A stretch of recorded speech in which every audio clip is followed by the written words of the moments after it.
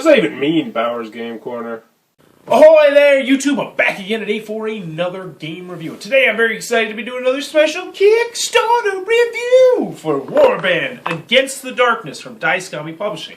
This is for 2 to 5 players. Age is 10 and up, and it'll take you about an hour to an hour and a half to play. And in Warband Against the darkness came to your land, and it was terrible. It was going to crush you all, unless you worked together against your sworn enemies like the giants and the halflings and the dwarves and all those people you normally hate. So you put your bitterness aside, you fought the darkness, and you won. You're not going to be doing any of that in this game. And now the battle is over, and now you're kind of just heading back to your land, maybe fighting some skirmishes here or there, but trying to make it so that your race of people, the giants or the dwarves or whoever you have, are in fact the ones that go down in history as the guys that pretty much won the war for everybody else. It's not about fighting, it's about being a Euro game. Is it good? I don't know. Let's open up and see how it plays. Alrighty then, we're going to take a look at what you're going to get inside of Warband Against the Darkness. Now, as I always like to mention, this is the promotional copy I have in front of me, so I'm assuming you won't be getting these as your money, so on and so forth. Even though I do think the artwork is nearly finished, it is very nice artwork, even though it's not particularly my cup of tea. First and foremost, we have our rule booklet, which, oh my goodness, let me tell you, it is 16 pages, double-sided, full color. It's got some pictures here and there, but for the most part, it's just mostly just a big block of text. It's not a bad rule booklet, but it is a very, very daunting one, and it will take you a while to get through. So that's something I might recommend playing a 2-player game before you try and teach 4 or 5 people. But I'll get more into that into the pros and cons. Another thing I want to mention is that there is a lot going on in this game. There's another board you can't even see here. There's a lot going on here, and I'm going to just try and skim the surface. And if you'd like a more in-depth video on how the gameplay works, I would highly suggest checking out Undead Vikings preview video he did of it. Spoiler, he liked the game, but he did like a 27-minute video, and this one's probably going to be about 10 or 12 minutes tops. So, anywho, what are you going to be doing in Warband? Well, you're going to be trying to get the most victory points. Sound pretty simple, right? But there's tons of different ways to get victory points. I would almost consider this to be kind of like a point salad Euro type of game where you can score points doing this or doing that or doing this or doing that. You're going to have tons of options that you can do in order to score points. But let's go ahead and look at the components first, and we'll get into exactly what you're going to be doing on your turn. So the first thing you're going to get is you're going to be getting, let's just go to the boards right here. This is the territory board, and what's going to happen is you're going to have various different battles right here. You're going to have different enemies that are lined up on here that you're going to have to fight. Because fighting will be one of your options. You're going to have 3 out here. In order to successfully fight them, you're going to have to be able to fight all 3. So let's just say we had these 3 out on the board right now. If you could fight this one and this one, then you can't fight. Because in order to fight anything, you have to fight all 3. And if you do that, they might have coins on them. They're going to give you victory points at the end of the game. They're going to give you special cards that you can use at the end of the game. But those are where the enemies are going to be in the game, because you will still have to fight enemies in this game, even though it is a little bit of a Euro game. Next, looking at this, you're going to see there's various different areas along the board. Lorendale, that one, Shenaru. These are going to be, if you have the most cubes there, these are going to be representing your scouts in those areas. At the end of the game, you're going to get points for having the most scouts in those areas. So, just to refresh, you can get victory points by killing enemies, or you can get victory points by having your guys on here. Now, down here, we're going to have our turn order marker. It's going to go down the board, and it says 2-player, 3-player, 4-player, 5-player. Nothing too special here, except there is a scouting action. One thing to take note is when you're scouting in the last 2 rounds of the game, and the scout is how you get these victory points up here, it's going to cost you a little bit more. And that's just about all on this board right here. So essentially on this board, you're going to have enemies, you're going to have all your scouts on here, which will be helping gain you victory points. And also there's another mechanic that I'm not going to go too deep into, where if you have a scout in a certain area where you have a battle, you're not going to have as many casualties. Like I said, there is a lot going on in this game. This was a very, very thought-out game. This was not invented over a weekend, needless to say. So next we're going to go on to another board. This is going to be where you're going to have all your troops. These are where the meeples are going to be coming into play, and I believe you're going to have 5 or 6 of your each colored meeples for yourself. And essentially, this is going to be your board to tell you if you're going to be able to fight the enemies over here, like we mentioned. So for instance, in order to fight this one, you're going to have at least one of the cavalry. And that's a pretty easy one. There will be some really difficult ones. There'll be some really easy ones.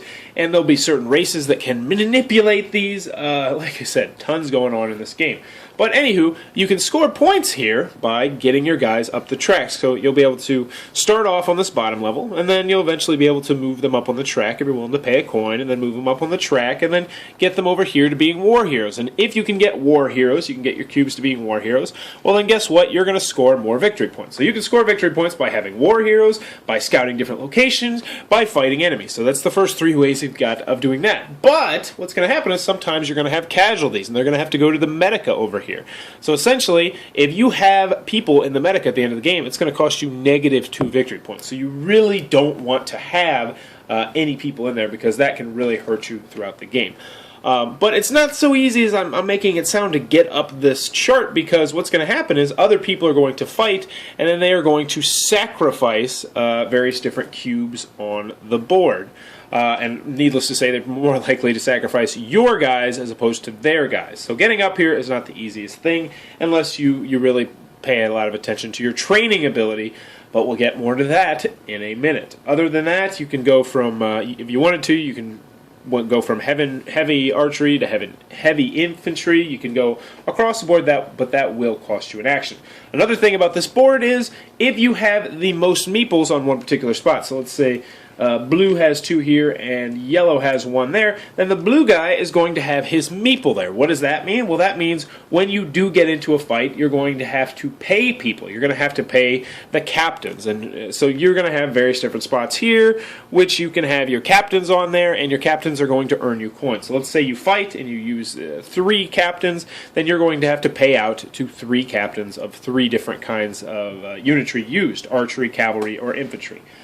Also, once again, if you have scouts and if you have coins, you can gain more victory points. So that's another way to gain victory points. So as you can see, there's a lot going on here. So next, we're going to get to what's going to be in front of everybody, and this is going to be your little card you're going to have in front of you. So let's go over it.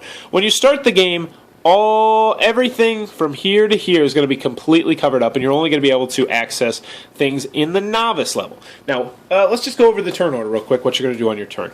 On your turn, what you're going to do is you're going to take off 1 cube from either the tax, train, scout, or fight area. And obviously, they're pretty self-explanatory. If you tax, you're going to be able to get more money if you take the cube off. And during your turn, you're going to be able to take 3 actions, which can be any 3 of these actions. However, you can only do an action once. So you can't just tax, tax, tax.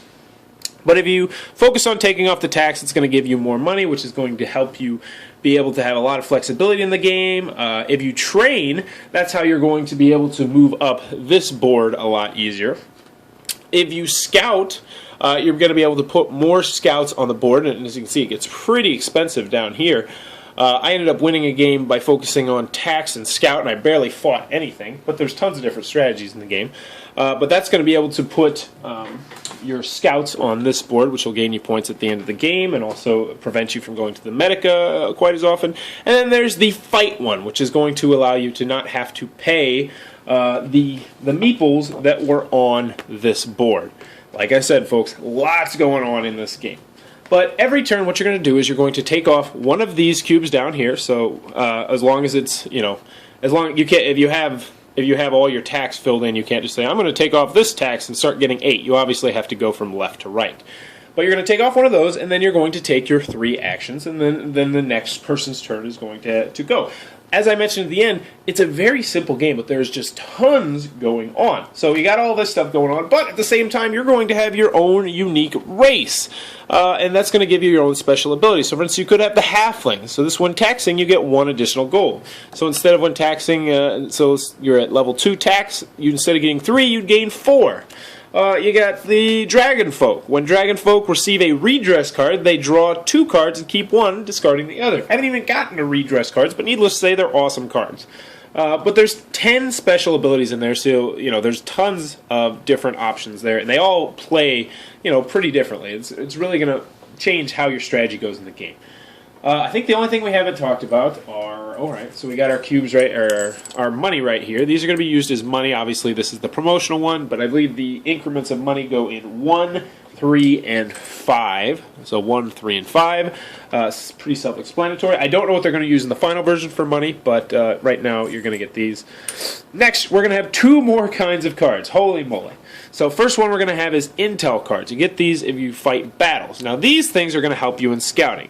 So essentially what these cards are, you're going to get 1 randomly, and it's going to give you 1 point for each cube you have in Lorendale at the end of the game. Now to refresh your memory, Lorendale is on here on the board. Let's see, where is Lorendale? So right there. So if you have 3 cubes on there at the end of the game, you probably are going to win it, so you get 3 points, plus you'll get a bonus 3 points from that. So that's 6 points. That's a good chunk of points. Also, these can stack up. So if you have 2 Lorendale cards, 2 Lorendale intel cards, you're really going to want to focus on Lorendale. And in fact, that might even completely change your strategy. You might be like, I'm going to fight. But if you have those, you might say, hey, you know what? I'm going to ease up on the fighting and I'm going to focus on scouting. Woo! Last kind of cards we got are the redress cards. And these cards are super awesome. I don't mention it in the cons, but these are probably my favorite thing in the entire game. These are the intel cards and the redress cards are the only thing that you're going to have in the game that are going to remain hidden the entire game. So take that note of that other people won't know what intel cards you have. But the redress cards are, we're going to go back to this chart right here, is I mentioned that you're going to be putting your cubes on here, and sometimes your cubes are going to get sacrificed. They're going to get killed in battle. When that happens, you are going to get a redress card, and if you get a redress card, it's going to give you a bunch of various different special abilities. So let's go over one real quick. Move any 2 units to adjacent platoons without paying any gold cost. They can be moved laterally or promoted once, but not demoted. So that's really nice. So essentially, you can really maneuver your way around this board, which can really help you, especially once you start getting up near the top. What else do we got? For every 4 gold you have in reserve, gain 1 additional gold. So holy moly, if you got this card first and then you just hoarded gold for 3 or 4 rounds, then this could really bump you up. Also, another thing I want to mention is, if you don't want to use a special ability, every single one will allow you to gain 1 coin or train 1 cube. But there's tons of these different redress cards. I think there's like 20 or 30 of them. But anywho, you're going to be taking your 3 actions and upgrading one of your abilities every single turn. You're going to go around the board for as many turns as you have players, so 5, 6, 7, 8, so on and so forth. And then at the end of the game, you're going to see how many points everyone has. They're going to include this little sheet. We never ended up using it because, I don't think it's too much to learn. We actually ended up just converting money to victory points. But anywho, that in a very loose nutshell is how you are going to be playing Warband. Alrighty then, Warband from Dice Comic Publishing. What are my final thoughts? Let's go over the pros, let's go over the cons. First, on the con side, oh my goodness, the rule booklet. It's not a bad rule booklet. It is long-winded. It does very long paragraphs. It's a very long rule booklet, and it is a beast and a half the first time you play. We spent about 35 minutes trying to do the rule booklet the first time. We're like, oh my gosh, there is so much. It just keeps going on and on and on. But once you get through the rule booklet, the game itself is not really too complex. Another con I might have is that it is 2 to 5 players. If you've got a bigger game group, it might not be for you. It is on the lengthier side, 16 to 90 minutes. Even though for a Euro, that's definitely not bad at all. Component-wise, it's a lot of cube pushing and a lot of meeples, that sort of stuff, which isn't going to be everybody's cup of tea. And the fantasy theme, it has been done to death, and this is just more of the fantasy theme. Moving on to the pros, though. I'll be honest with you, I was nervous. We went through the rule booklet, and it was It was long. It was a long, arduous process. And the guy that normally reads our rule booklets, he does it by reading verbatim. He reads it out verbatim, word for word, and everybody else just kind of just zones out. And then once he's read it all, he's like, okay, so we do this, and we do that, and we do this. And I actually read the rule booklet once or twice before everybody came over, so I could be, kind of prepared. And we were not prepared. The rule booklet was it was huge. I can't get over that. But once you get past the rule booklet, and I really hope they have a really well done how to play video, maybe get Rodney on that or something, see if he'd be willing to do it, because the gameplay itself is very, very simple. I mean, it is literally just you take off a cube to level up one of your guys, and then you take your actions, and it's like, okay, I'm going to do this, this, and this, and you move around your cubes, or you take off cubes, or you put on your meeples, or do whatever you're doing, and then your turn's up, and it just goes around and around, and you keep going down the turn marker. It's a super simple game. It just seems like it's going to be so incredibly complex and in-depth. Now, don't get me wrong. There are tons of choices to be made. There's tons of different ways to go. You can start taxing like crazy. And it even says in the rule booklet, and I highly agree, that if you're taxing, you get tons of flexibility, because you can do this, you can do that, you can do with anything you want, or you can just start smashing things and go into war. And it really is one of those games where you're going to have to be paying attention to what other people are doing if you want to succeed properly. In a lot of Euro games, sometimes you get into that thing where it's like, okay, everybody's pretty much just doing what they want, and there's not that much interaction. This game doesn't have too much interaction per se, but you absolutely have to be paying attention to what everyone else is doing, because if you're just like, I'm going to level up my tax all the way, then you're just going to get completely shafted out of, scouting, or out of fighting, or out of one thing or another, and before you know it, you're going to have like a guy with like 4 people in the honor guard, and it's like, oh shoot, he's already got 8 points, and all I can do is, make a lot of money. I also like the variable special abilities. I think that adds a nice little touch to it. We did it randomly, but some of them, they all seem pretty well balanced, I will say. Some of them are really pretty interesting. Some of them are pretty, ho-hum, yeah, I expected that to happen. And some of them, you know what, I think they're balanced, but I think that some of them are only balanced if you decide to play a certain way. For instance, if you don't really level up your tax too much, I don't know if the halfling, I don't know. I thought they were pretty well balanced. Full disclaimer, we did not play a 5-player game. I was only able to get in a couple 2-player games, a 3-player game, and a 4-player game. I think I ended up playing about 5 or 6 times grand total. But overall, I did enjoy Warband. I did not enjoy the first time we did the rule booklet. It is a beast and a half. I'm not going to lie about that. The rule booklet almost deterred us completely from the game. But once we got in the game and everything got rolling downhill, it was like, okay, I like this. Just take off the cube, action, action, action, pass your turn. Take off the cube, action, action, action, pass your turn. Overall, Warband, I liked it. I definitely did. The fantasy theme is not my biggest cup of tea, but I still enjoyed the game, and I liked it a lot with 2 players. That's another thing I want to mention. It played well with 2, 3, or 4, but I really enjoyed it with 2 players because it goes super quick. Like we pounded out a game in about 45 minutes. Maybe it was actually, I think, a little bit less than that, because we both knew how to play it. It was just do. There was no AP involved.